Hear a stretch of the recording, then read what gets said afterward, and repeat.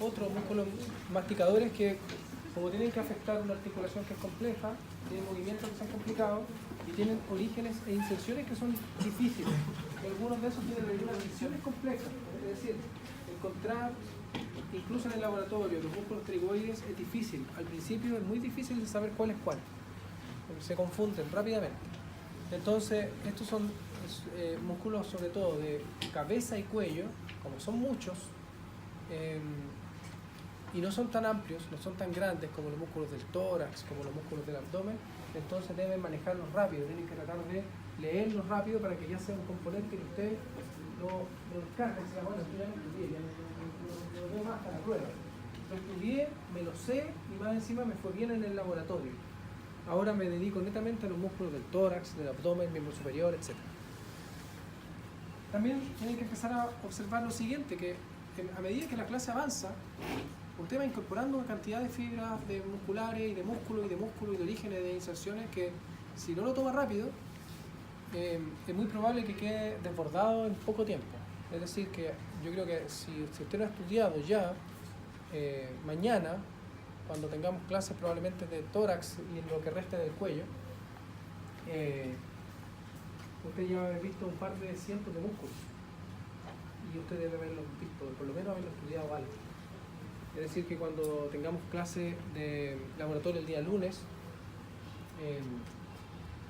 usted no espere a que nosotros, los ayudantes o los docentes, le digamos lo mismo de la clase. Trate de llegar estudiado, con preguntas. Si tiene preguntas de la clase, algo que no entendió, algo que yo dije, un origen que usted nunca vio, una inserción que le parece extraña, una inserción que no le coincide con la función o el movimiento, bueno, lo que sea, eso es una buena pregunta, pero no me diga, profe, ¿dónde se inserta el músculo masséter? Eso ya lo dije. Si no lo estudió, es un problema suyo. Entonces, tiene que hacerse responsable de eso. El día lunes nosotros vamos a hacer pequeñas demostraciones, pero también vamos a preguntar. Y por lo tanto, van a ser interrogados de estos temas. ¿Ya? Músculos del cuello. Primero, para ver los músculos del cuello, lo primero que vamos a hacer es definir el cuello. Delimitarlo. El cuello queda delimitado con un límite que es superior y un límite que es inferior. El límite superior está en el margen mandibular, a grosso modo.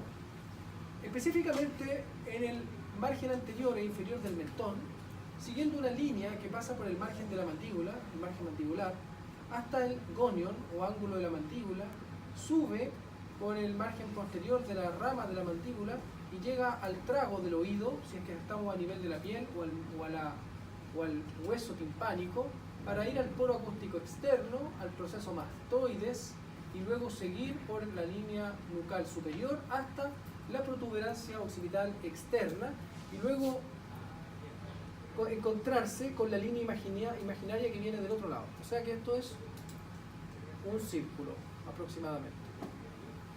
Ese es el límite por superior.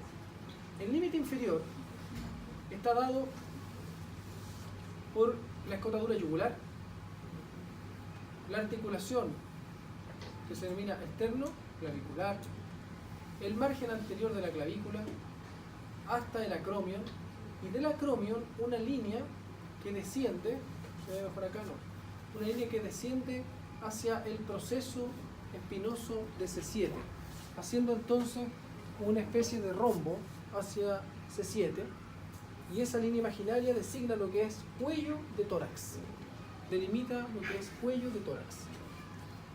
Entonces tenemos delimitado el cuello.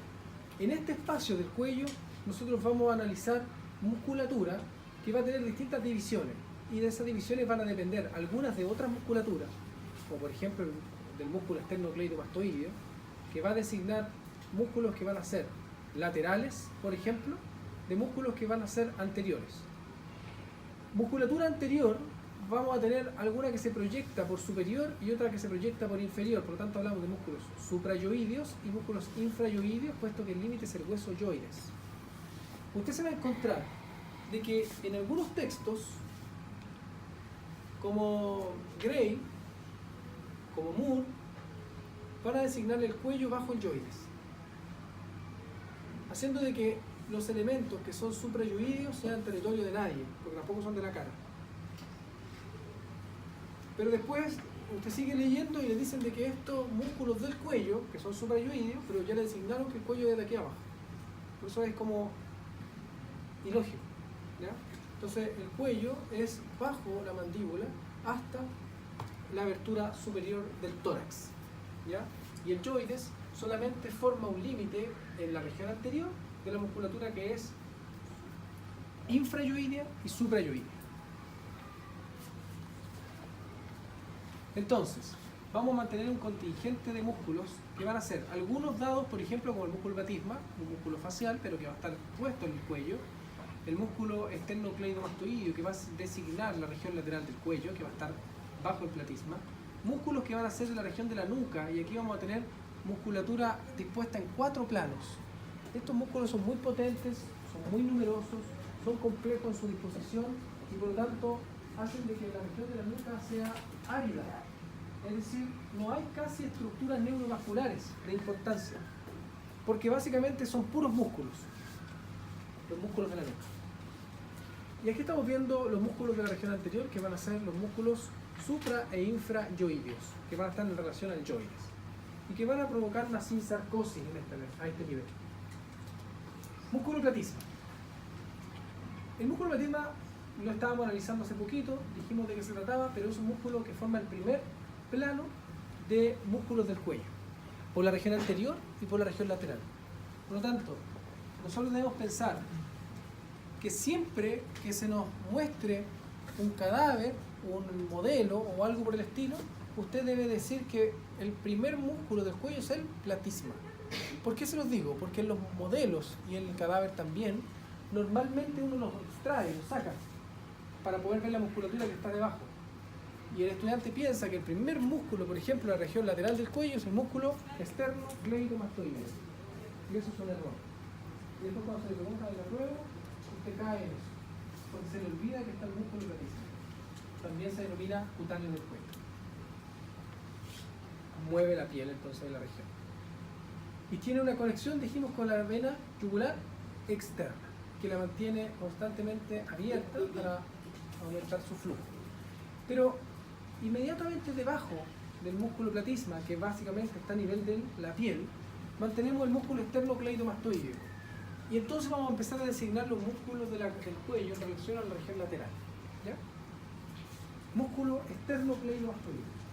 El esternocleidomastoideo es un músculo que tiene 2 porciones y 4 fascículos. 2 porciones significa que tiene una porción external y una porción clavicular. Pero después se mezclan a nivel de la línea nucar superior. La porción external mantiene 2 fascículos adicionales. Un fascículo que se denomina esternomastoideo y un fascículo externo-occipital. Y el fascículo que se denomina clavicular mantiene también 2 fascículos más, un cleidomastoideo y un cleido-occipital, formando entonces un músculo de manera cuadrilátera que va a estar separada por 2 cabezas a nivel inferior y que mantiene un origen en el esternón y en la articulación esternoclavicular y otro origen a nivel de la cara anterior y superior de la clavícula del extremo medial. Y ascienden sus fibras para insertarse en el proceso mastoides y en la línea nucar superior.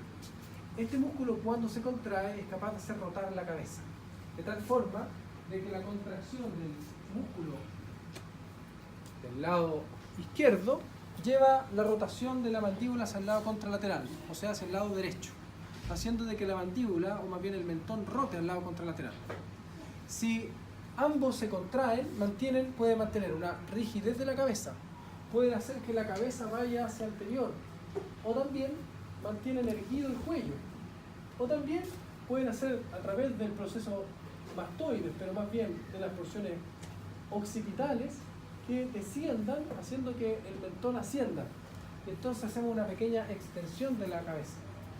Por eso es que mantiene tantos fascículos dentro del mismo músculo, porque va a depender de qué fascículo active el nivel de movimiento o el potencial de movimiento que va a tener ese músculo. músculo entonces externo cleidomastoideo. Ahí tenemos sus dos porciones y ahí tenemos todos sus fascículos. Miren. Externo mastoideo, externo occipital, cleido occipital, cleido mastoideo. Hay autores que designan este músculo como externo occipito cleido mastoideo. Externo cleido occipito mastoideo, porque efectivamente esos son sus territorios de origen y de inserción. Pero convencionalmente se conoce como externo cleido mastoideo, pero efectivamente debiese llamarse de la otra manera. Músculo entonces que tiene otra gracia funcional, topográfica, y es que topográficamente define un territorio del cuello. Este músculo externo cleidomastoideo, cuando está disecado, define un área que es rectangular, que se denomina región externo-cleidomastoidea del cuello. Y básicamente es un triángulo porque esta es la base, y el triángulo se proyecta en el vértice hacia los procesos transversos de la columna cervical y forma un triángulo del cuello propio. Y esta región externo-cleidomastoidea es la que mantiene a esta estructura que corresponde al paquete vasculonervioso del cuello. O sea, medial a él, protegiéndolo, está el externo-cleidomastoideo, medial a él se ubica el paquete vasculonervioso del cuello. Y el paquete vasculonervioso del cuello no es nada más que la arteria carótida común y luego sobre C4 la arteria carótida interna, la vena yugular interna, y en el ángulo que se forma entre ambos vasos, en el ángulo diedro posterior, el nervio vago, que es el 10º par craneal. Por lo tanto, el paquete vasculonervioso del cuello es extremadamente importante, porque por ahí pasa la vida, el sistema carotídeo, el sistema yugular y un nervio que se denomina vago, pero antes se llamaba neumogástrico, porque controla el ritmo de respiración, frecuencia cardíaca, todo, hasta el potencial de movimiento de las vísceras. Por lo tanto, si el nervio vago se secciona, se muere. Así es sencillo. Por lo tanto, este paquete vasculonervioso está protegido en todo momento y en todo movimiento de la cabeza por el esternocleidomastoideo. Para donde vaya la cabeza, el esternocleidomastoideo se mueve de tal forma de dejar el paquete protegido. Y eso se designó por anatomistas antiguos que insertaban instrumentos por el margen anterior y por el margen posterior del esternocleidomastoideo en distintas posiciones. Uno de estos era, o se dice, no hay nada, no es algo que sea comprobado, pero se dice de que los que hacían este tipo de exámenes era un profesor de la Universidad de Viena en la época oscura de alemana. ¿Sabe cómo se llama el profesor? Que escribió un libro muy, muy importante. Un libro que está prohibido en muchos países del mundo. No. Ese además era un... ¿Ah? No. Yo le hablé, creo, del Karpov. ¿No? ¿Le hablé de eso? Ya. Pero es un libro alemán que también se le denomina Perkov. Karpov o el Perkov. El Perkov es un libro que está hecho, es un libro de anatomía maravilloso. Usted lo puede googlear, va a encontrar algunas imágenes. Pero el libro en sí no se vende ya, porque el Perkov está hecho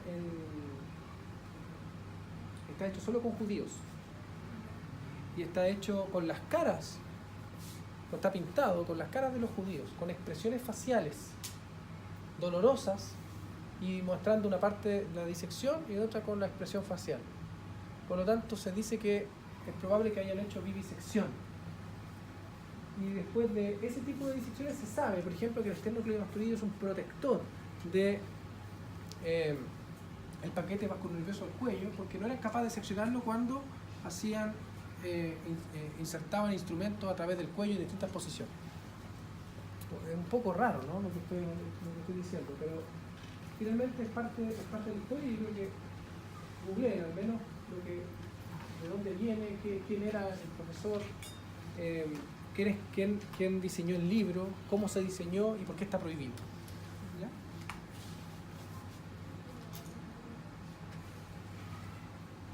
Ese es uno de sus atributos, lo que corresponde al paquete vasculonervioso del cuello. Porque una vez que uno lo secciona, mire ahí, seccionamos el esternocleidomastoideo, podemos observar el paquete vasculonervioso del cuello. Pero adicional a eso, a nivel superficial del esternocleidomastoideo, se va a proyectar la vena yugular externa. Y dijimos que esta vena estaba conectada con el músculo platysma, pero además, en el margen posterior del esternocleidomastoideo y en el cruce de la vena yugular externa, se ubican nervios, que son nervios del plexo cervical superficial y que se denomina el punto nervioso del cuello. O sea que es punto de referencia para el punto nervioso del cuello. Un punto que mantiene mi inervación sensitiva. Todos esos nervios que se ubican aquí, auricular magno, occipital menor, cervical transverso, supraclavicular medial, supraclavicular lateral, etcétera, etcétera. Todos los nervios que son del plexo cervical superficial van a dar inervación sensitiva a la región y van a emerger en ese punto, en el cruce del margen posterior del esternocleidomastoideo y la vena yugular externa.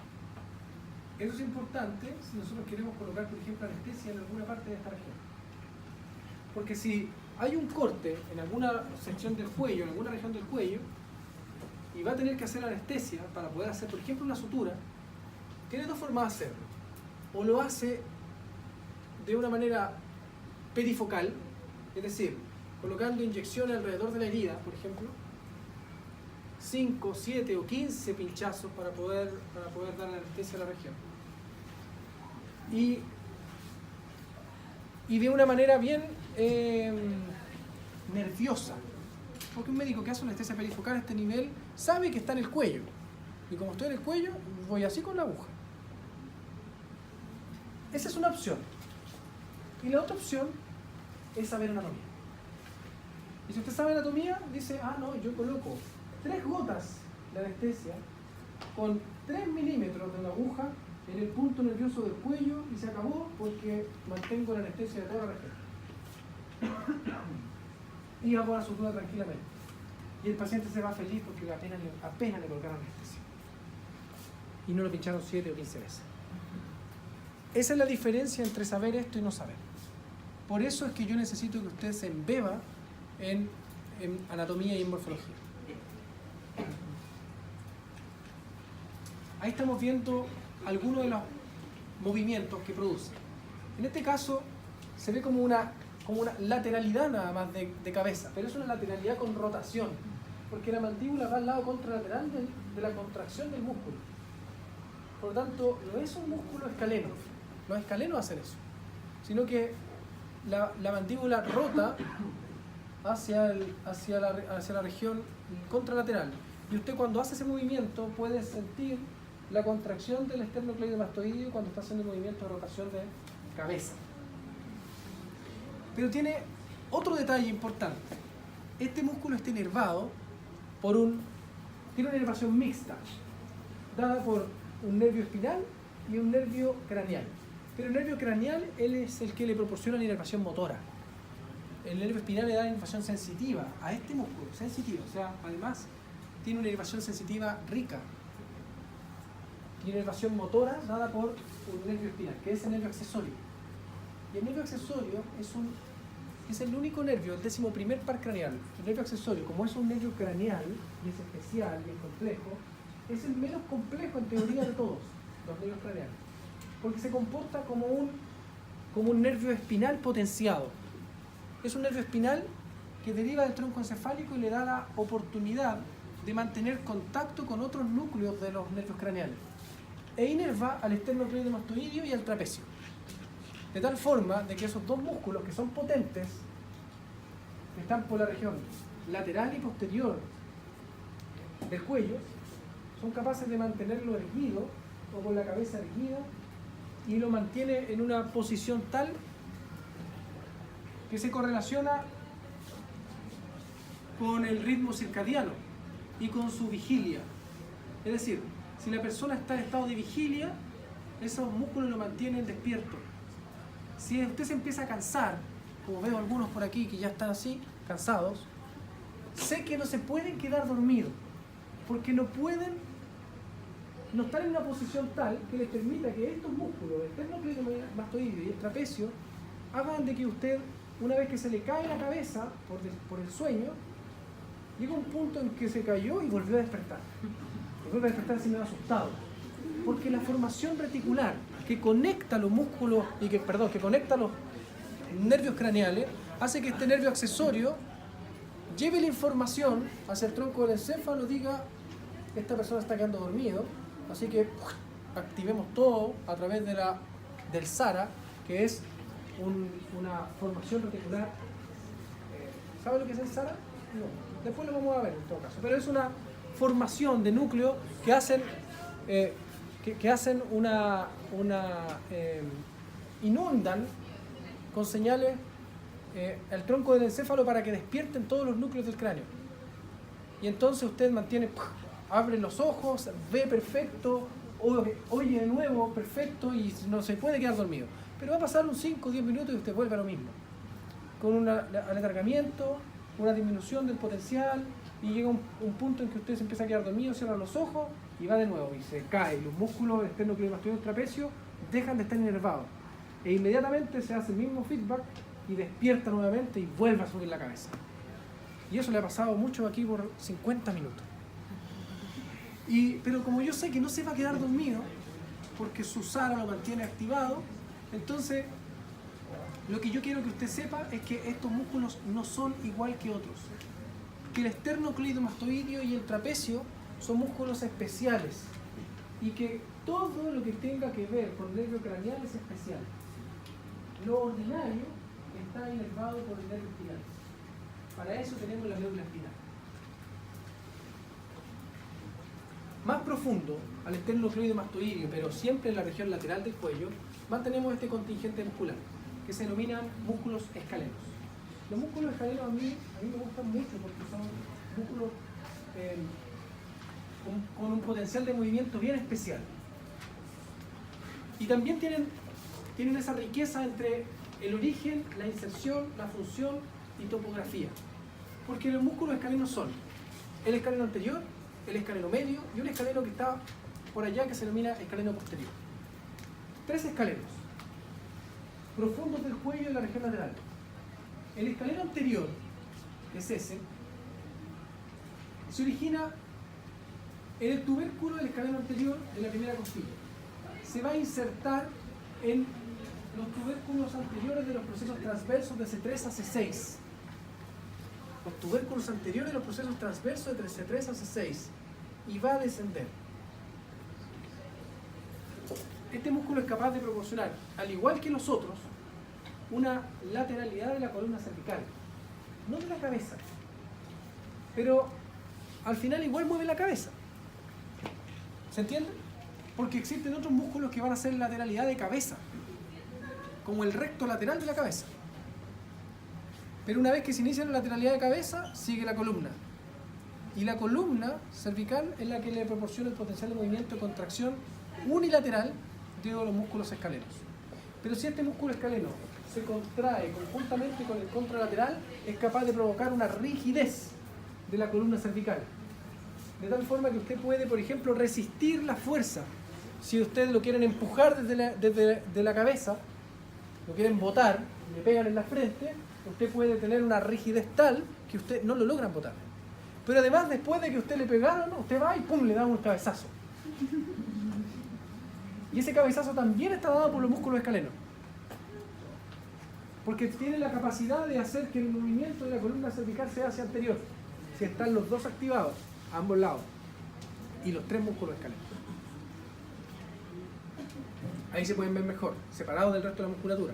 Escaleno anterior, medio y posterior. Dijimos, ahí está el origen, ahí está la inserción. Y fíjense que está separado del escaleno medio. El escaleno medio mantiene un origen en la primera costilla, en la rugosidad de la primera costilla para el escaleno anterior, a través de fibras tendinosas y de fibras carnosas que van a estar en el margen anterior y superior de la segunda costilla. Y van a insertarse en los tubérculos anteriores de C2 a C7, tubérculos anteriores de los procesos transversos, de C2 a C7, o sea, en toda la columna cervical. Y adicional a eso, en la masa lateral del atlas. O sea que va de C1 a C7. Solo que no digo C1 porque no tiene tubérculo anterior del proceso transverso.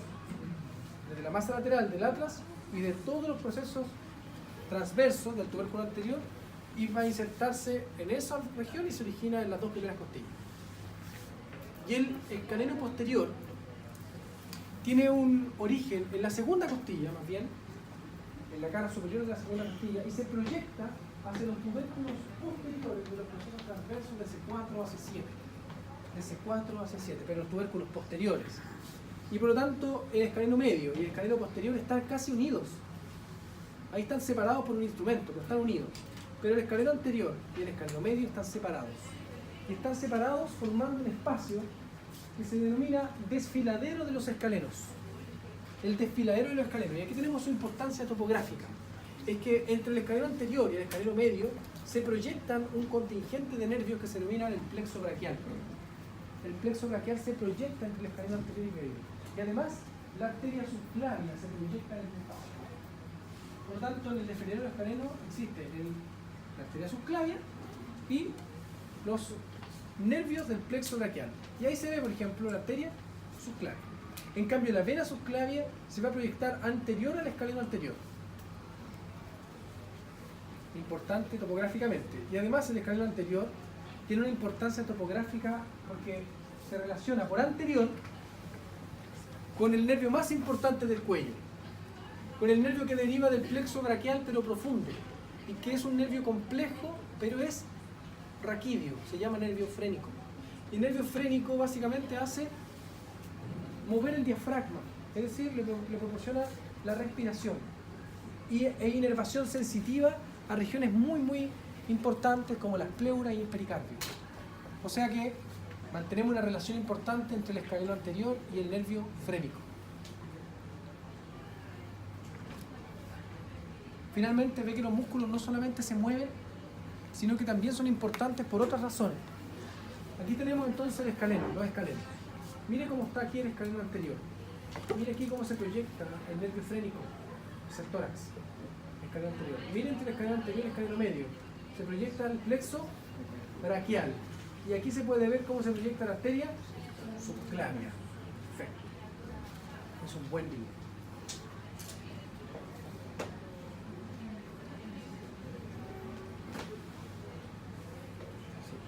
Ahí estamos viendo el potencial de movimiento que mantienen los escalenos, que son lateralidad de cabeza, unilateral, y hacer una flexión de la cabeza, más bien de la columna cervical, si están ambos. Y finalmente, para terminar en la región lateral, el músculo más profundo de la región lateral del cuello es este, un pequeño músculo que se denomina recto lateral de la cabeza y que se origina en el arco anterior del atlas, y sus fibras se proyectan lateralmente en ascenso hasta el tubérculo yugular del occipital. ¿Se acuerda de ese? El tubérculo yugular del occipital, y es un músculo que proporciona la lateralidad de la cabeza sobre la columna cervical y le da un pequeño movimiento de lateralidad de cabeza sobre la columna. Inicia el movimiento de lateralidad. Pero eso es importante porque este músculo comienza a hacer el movimiento de la cabeza sobre la columna cervical y luego continúan los músculos escalenos y se hace la flexión completa. Y este músculo tiene una unidad motora baja, por lo tanto está ricamente inervado y por lo tanto es capaz de proporcionar un inicio de movimiento controlado. Se ve entonces que una unidad motora o el punto motor o esos conceptos sirven para que usted se dé cuenta de por qué un músculo es pequeño, pero es importante a la vez. Músculo recto lateral de la cabeza. Quedamos aquí entonces en regiones supra e infrayuides.